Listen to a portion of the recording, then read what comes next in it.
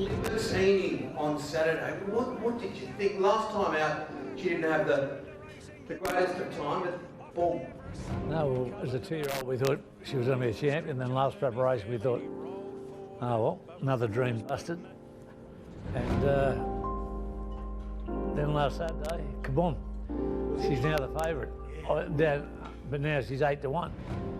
So she's favourite when I met you there. When you check the price there, she drifted out. And it was interesting on Saturday to get ahead of Nature Strip and Classic Legend. Yeah. And see, the thing is, you've had success, but you and Jerry Harvey are in with this horse. He hasn't had a cracking lot of success. He sold a lot of fridges, Jerry, but with the horses, hasn't quite worked out. No, well, Jerry Harvey actually persuaded me into the business in the first place, because to meet with Jerry, I always wanted to own a racehorse. It was, most people want a house or a car or something one day. I didn't. I wanted a racehorse to race with my dad. We were very close, and he was an inveterate gambler. He didn't smoke or drink. We were blessed with a terrific family life. Didn't have any money, but didn't realise. And just everything was fantastic. We had greyhounds as soon as I could afford it. And then one day a racehorse, and I met Jerry Harvey. To meet him that day, I was doing his ads. We're both in our mid-20s. No, I was mid-20s, he's mid-30s. And I had to meet Jerry, I had to meet him at Inglis sales under the old tree at Inglis, otherwise he couldn't meet me that day. And when we got out there was a broodmare sale going. He said, why don't you buy one of these? I said, all right. And I said, yes, I'll go and get a couple of pies. And when I come back, he bought a couple of horses. and we had terrific success together. Best Western, Gypsy Kingdom, etc. And then come Veloso and Strawberry Road, I went my way, and Jerry didn't like what I was doing.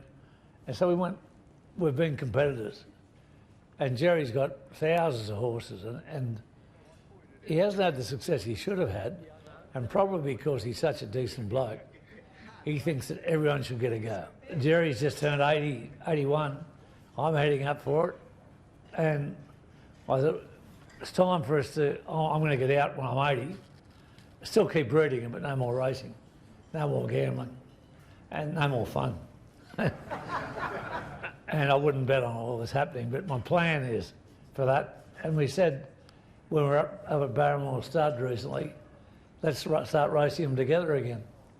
And the first one was Libertini, and I swapped him half of that for half of Girl Tuesday, which looked like being a crackerjack start, may still be.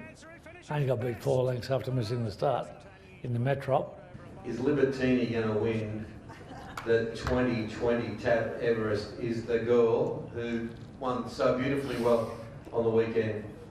Yeah, well, I think she will, and I thought that objectively beforehand, because last time she was in, I think Anthony had worked it too hard to get that extra couple of 100 metres, maybe Doncaster horse. This time she's a first up genius. If you look at her record, first race, first up. Last time she looked like a TJ Smith horse. This time when she was getting around on Saturday, I thought, gee, she looks like she hasn't done much. She's still a bit fat, and coat's dull. And when my vet had a look at her yesterday, he said, mate, you won't believe this if you were here now, which I'll be there late this afternoon. When you see her coat, it's shiny. And that's after, how many days is it? We've got another 1 day and 1 week to go before Keith wins the Kosciuszko in Canberra. And a visitor wins the Everest.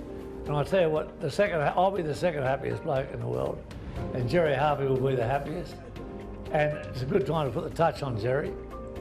Be right at that moment. Get to the races, buddy.